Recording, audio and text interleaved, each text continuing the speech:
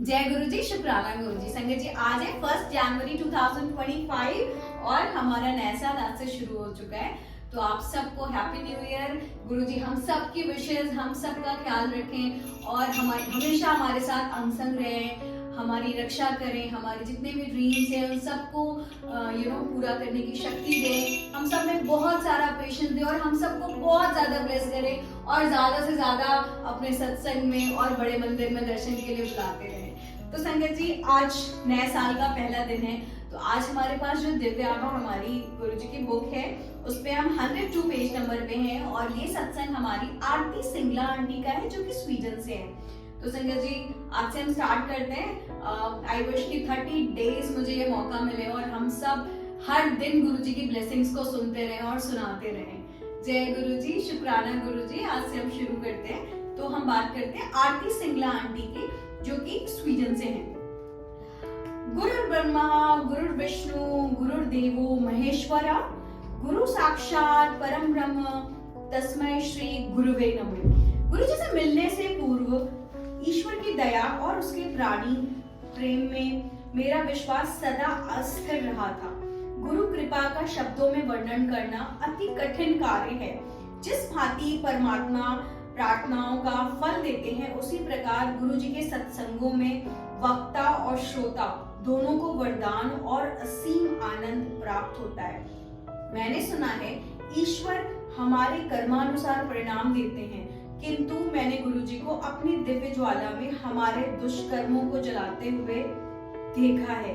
फलस्वरूप हम उस जीवन से उभर सके हैं जो उनके कोमल चरण स्पर्श कर कृतज्ञ हुए बिना जीना पड़ता है। गुरु जी के प्रथम दर्शन के समय मैं 11वीं क्लास में पढ़ती थी। यद्यपि मेरा जन्म पंजाब में हुआ था, उस समय हम नोएडा में रहते थे और मुझे पंजाबी भाषा का बिल्कुल भी ज्ञान नहीं था। अतः मुझे शब्द या गुरु जी का कथन बिल्कुल समझ में नहीं आते थे। निसंदेह प्रथम दर्शन पर मुझे कितना अच्छा प्रतीत हुआ यह वर्णन करना बहुत कठिन है।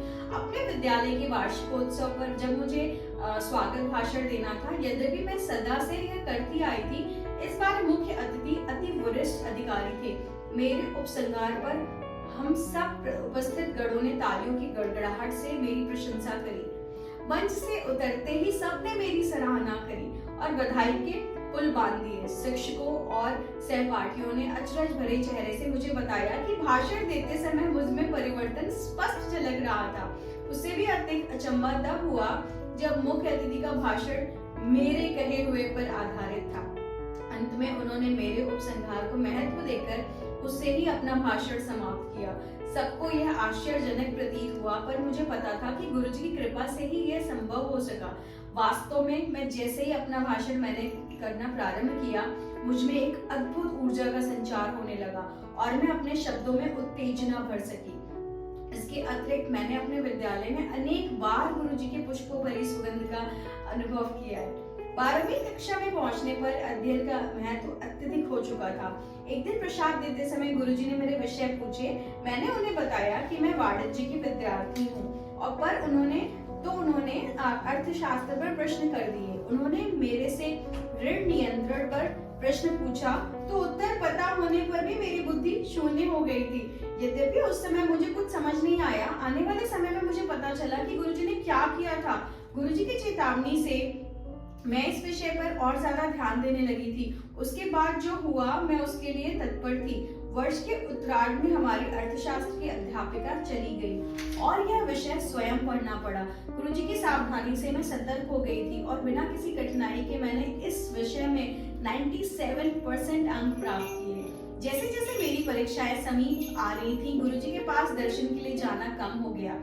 13 जनवरी उत्तर भारत में लोहड़ी के दिन मैं अपने माता पिता और भाई के साथ गुरुजी के दर्शन के लिए गई थी। परीक्षाएं समाप्त होने से पूर्व यह अंतिम दर्शन होने की संभावना थी। गुरुजी उस दिन स्वयं प्रसाद वितरित कर रहे थे। जब तक मेरी बारी आई तो वह टॉफी दे रहे थे। प्रसाद वहीं पर समाप्त करना है, ऐसे गुरुजी का आदेश था, किंतु टॉफियां अपवाद थी, सो मैंने थोड़ा सा प्रसाद वहीं पर खा लिया और शेष अपने पास रख लिया।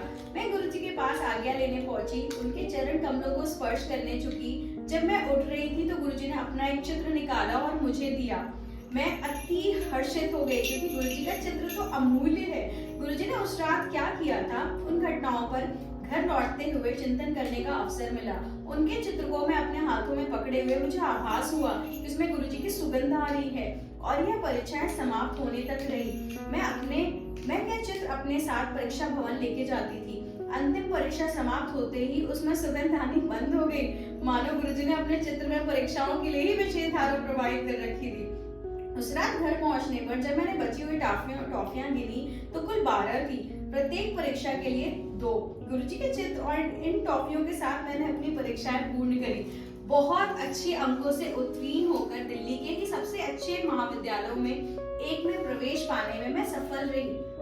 एक दिन गुरुजी ने कुछ भक्तों के साथ गुड़गांव के एक होटल में जाने की योजना बनाई और मुझे भी साथ आने को कहा। कुछ ही देर में हम सब ब्रिस्टल होटल पहुंच गए। गुरुजी का पूरा ध्यान मुझ पर केंद्रित था क्योंकि मैं सबसे छोटी थी। गुरुजी ने तीव्र गति से होटल का चक्कर काटा और फिर सब बैठकर सबके लिए शीतल पेय मंगवाए।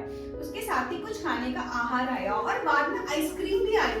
हमने अविस्मरणीय समय व्यतीत किया। निकलते हुए कारों में चढ़ने के समय गुरुजी ने विशेष रूप से मेरी पूछताछ की और यह ध्यान रखा कि मैं सही प्रकार से उनके स्थान पर पहुंच सकूं। गुरुजी ने अपने निवास पर पहुंचने पर मेरे अनुभव के बारे में पूछा। वह तो अति निराला ही था। गुरुजी ने मेरे से यह भी पूछा कि क्या मैंने आइसक्रीम खाई थी। गले में कष्ट होने के कारण मैंने नहीं खाई थी। गुरुजी ने कहा कि आइसक्रीम खाने से मेरा गला ठीक हो जाता। कालांतर मुझे पता चला कि गुरुजी ने मेरे गले का कष्ट समाप्त ही कर दिया था। उस दिन के पश्चात मेरा गला, जो हर एक वर्ष एक बार अवश्य खराब होता था, कभी भी खराब नहीं हुआ। गुरुजी के उत्कृष्ट संरक्षण और प्रेम की विशेष झलक एक दिन और प्रकट हुई। हम संगत में सबक सुन रहे थे। गुरुजी द्वारा प्रसाद वितरण की परीक्षा कर रहे थे। गुरुजी के आदेश पर प्रसाद लाकर उनके पास रख दिया गया। उस दिन गुरुजी ने जिस ओर मैं बैठी थी उधर से प्रसाद बांटना प्रारंभ किया। प्रसाद लेने के लिए सबसे पहले मैं ही थी। जैसे ही मैं प्रसाद लेने के लिए उनके पास पहुंची, उन्होंने पंजाबी में यह कहकर कि मैं अपने जन्म दिवस का पूर्ण आनंद लूं, विस्मित कर दिया। संगत में किसी को मेरे जन्म दिवस के बारे में नहीं पता था। मेरे परिवार के किसी भी सदस्य ने उनको नहीं बताया था। वह मेरा सबसे मनमोहक जन्म दिवस रहा है। दिल्ली विश्वविद्यालय से स्नातक में उत्तीर्ण होने के बाद मैं कुछ नहीं कर रही थी। गुरुजी ने मुझे सिम्बियोसिस की एक प्रमुख संस्था से पत्राचार द्वारा MBA करने के निर्देश दिए। मैं अंतिम समय में प्रपत्र भरकर प्रवेश पाने में सफल रही। परीक्षाओं के लिए मैंने दक्षिण दिल्ली केंद्र अपना प्रथम विकल्प दिया था, किंतु दुर्भाग्य से मुझे दिल्ली के दूसरे छोर पर केंद्र मिला। मेरे पिता ने अंतरण के लिए आवेदन किया, पर पुणे से उत्तर मिला कि एक बार केंद्र निर्धारित होने पर उसे बदलना संभव नहीं है। प्रतिदिन परीक्षाओं के कारण मेरा एक दिशा में 45 किलोमीटर यात्रा करना पॉसिबल नहीं था। अतः मैंने निर्णय लिया कि मैं अपने दादा दादी के पास रहूं, जो उस केंद्र से 10-15 किलोमीटर दूर ही रहते थे। नोएडा में उनके पास रहने पर मेरे गुरुजी के पास जाना असंभव था। किसी प्रकार से मैंने पहले परीक्षा तो दे दी, परंतु मैं इतनी दुखी थी कि मेरा मन शेष परीक्षाओं को छोड़ने का बन रहा था। मैं रोई और गुरुजी द्वारा किसी प्रकार से इस स्थिति से निकलने की विनती करी। उसके पश्चात जो हुआ उसकी कल्पना भी नहीं की जा सकती। अगले दिन जब सब परीक्षा में मगन थे, एक अधिकारी ने आकर घोषणा दी, क्या कोई परीक्षार्थी अपना केंद्र बदलने को इच्छुक है? और उसकी सूची में दक्षिण दिल्ली केंद्र का नाम भी था। मैं तो उछल पड़ी और तुरंत अपना नाम लिखवा दिया। परीक्षा के अंत में उस अधिकारी के पास जाने पर उसने बताया कि अधिक परीक्षार्थियों के कारण इस केंद्र पर स्थान की कमी थी और मेरा आवेदन स्वीकार हो गया था। अब मैं परीक्षाएं होते ही गुरुजी के दर्शन कर सकती थी। गुरुजी के अन्यथा और कौन ऐसा कर सकता था? गुरुजी की शक्तियों को समझ पाना हमारी बुद्धि के वश की बात ही नहीं है। उनके कार्य तो तर्क को भी मात देते हैं। एक बार गुरुजी की संगत में भूकंप आ गया। पहले तो सब बैठे थे, पर जब वो कुछ देर तक आता रहा तो कुछ हलचल प्रारंभ हो गई। यह देखकर अटल बैठे गुरुजी ने अपना मोड़ कर रखे हुए दोनों पैर पृथ्वी पर रख दिए। कंपन तुरंत बंद हो गए। एक दिन गुरुजी कुछ अनुयायियों के साथ, जिनमें मैं भी थी, बड़े मंदिर गए थे। मुख्य द्वार पर निर्माण कार्य प्रगति पर था और मैं सुविधा के लिए ईंटों पर एक लकड़ी का पट्टा रख दिया गया था। हमने फट्टे पर चलकर प्रवेश किया, किंतु गुरुजी ने गीले सीमेंट पर चलकर प्रवेश किया। हम यह सब देखकर अतिचंभित रह गए थे कि उनके चलने के कोई चिन्ह शेष नहीं थे, किंतु जब हमने उसी स्थान पर बहुत हल्के से उंगली लगाई तो उसके भी निशान बन रहे थे। एक बार गुरुजी की शरण में आने पर हमारी सब चिंताओं और कष्टों का वो निवारण करते हैं, क्योंकि हमारा ज्ञान हमारे अनुभवों और वर्तमान परिस्थितियों तक ही सीमित है। हमें स्वयं की आवश्यकताओं को समझने की सामर्थ्य भी सीमित है। इसके विपरीत गुरुजी को उनका पूरा ध्यान है और इसके लिए वह प्रावधान भी कर देते हैं। गुरुजी ने मेरे विवाह का भी प्रबंध किया हुआ था और मेरी माँ को 6 वर्ष पूर्व ही बता दिया था कि यह घटना कब घटेगी, पर उसकी गति सबके लिए अति तीव्र थी। अप्रैल के आरंभ में गुरुजी ने मेरे पिता से पूछा कि क्या किसी प्रस्ताव पर विचार हो रहा है। मेरे पिता ने उत्तर दिया कि एक प्रस्ताव आया अवश्य, किंतु उस पर गंभीरता से विचार नहीं हुआ, क्योंकि अभी मेरे विवाह के बारे में सोचा नहीं जा रहा है। गुरुजी ने कहा कि उस पर विचार किया जाए। मेरे पिता ने तब इस बारे में परिवार में चर्चा करी। मेरे होने वाले वर स्वीडन में रहते थे और 16 अप्रैल को 1 मास के लिए भारत आ रहे थे। यह निश्चित हुआ कि दोनों परिवार 17 अप्रैल को मिलेंगे। उस दिन जब हमारी पहली भेंट हुई तो कुछ ही देर में पूरा वातावरण उल्लासित हो गया था। सब व्यवस्थाएं उसी समय तय हो गई और थोड़ी ही देर में हमारे बीच अंगूठी का आदान प्रदान भी हो गया। एक आध दिन में पाड़ी भेंट की तिथि भी निश्चित हो गई। उसी मास की 30 तारीख विवाह के सब प्रबंध अति तत्परता से किए गए और निश्चित तिथि को संपन्न भी हो गया। यद्यपि गुरुजी विवाह में उपस्थित नहीं थे, किंतु उनकी भावना सब में दृष्टिगोचर थी। सबने विवाह स्थल में सजावट, वातावरण, भोजन आदि व्यवस्थाओं की पूरी प्रशंसा करी। हर व्यवस्थाओं में गुरुजी की ही कृपा झलक रही थी। मेरे पति की मई के मध्य में वापस लौटने की योजना थी, क्योंकि उन्हें उतना ही अवकाश मिला था। 15 दिन में मेरे लिए पार पत्र और वीजा दोनों मिलना नितांत कठिन था। यथाशीघ्र स्वीडन के दूतावास को आवेदन किया गया, परंतु उन्होंने बताया कि ये सब आवेदन स्वीकृति के लिए स्वीडन भेजे जाते हैं और उसके पश्चात वहां से वीजा दिया जाता है। अतः मेरे पति सुशील को अकेले ही स्वीडन लौटना पड़ा। उनके लिए अपनी यात्रा को और स्थगित करना संभव नहीं था। प्रतीक्षा में 1 मास व्यतीत हो गया। स्वीडन में उन्होंने भी दूतावास में शीघ्रता करने के लिए आवेदन किया। जून के आरंभ में ऐसा लगा कि वीजा 1 सप्ताह में मिल जाएगा। मेरी यात्रा के निकट 16 जून के लिए ले गए और उल्टी गिनती प्रारंभ हो गई। 16 जून को दूतावास जाने पर ऐसा लग रहा था कि हमारा वहां जाना निरर्थक है। वहां पर बताया भी गया कि अभी भी एक उत्तर की परीक्षा है।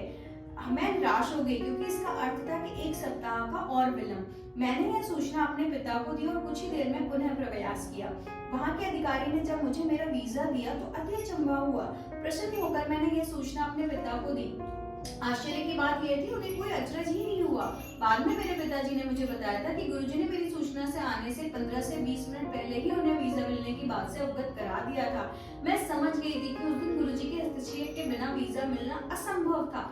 गुरुजी वास्तव में असीमित प्रेम के स्रोत हैं और उनमें विलक्षण प्रतिभाएं हैं।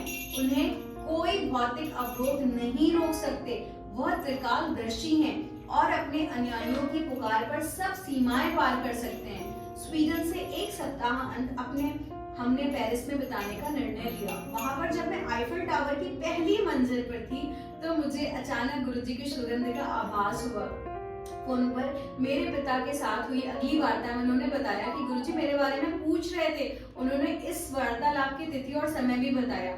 थोड़ी गणना पर मुझे पता लगा कि जब उन्होंने मेरे पिता से इस बारे में पूछा था, उस समय मैं आईफल टावर की पहली मंजिल पर ही थी। गुरुजी के साथ मेरे अनुभवों का वर्णन एक गूंगी महिला द्वारा मिठास के वर्णन सदृश है। वह मेरे लिए क्या है और मेरे जीवन में उनका क्या अर्थ है, ये शब्दों में व्यक्त करना संभव नहीं है। मैं गुरुजी से प्रार्थना करती हूँ कि जैसे आप हमारे संबंधों के इन स्वर्णिम वर्षों में दया करते आए हैं, उसी प्रकार सदा हमारा हाथ थामे रहिए। कहते हैं कि पारस लौह धातु को छूने मात्र से उसे स्वर्ण में परिवर्तित कर देता है, पर गुरुजी तो पत्थर को हीरे में बदल देते हैं। केवल पूर्ण विश्वास और श्रद्धा बनी रहना चाहिए। ओम नमः शिवाय, शिव जी सदा सहाय। ओम नमः शिवाय, गुरु जी सदा सहाय। जय गुरु जी, शुक्राना।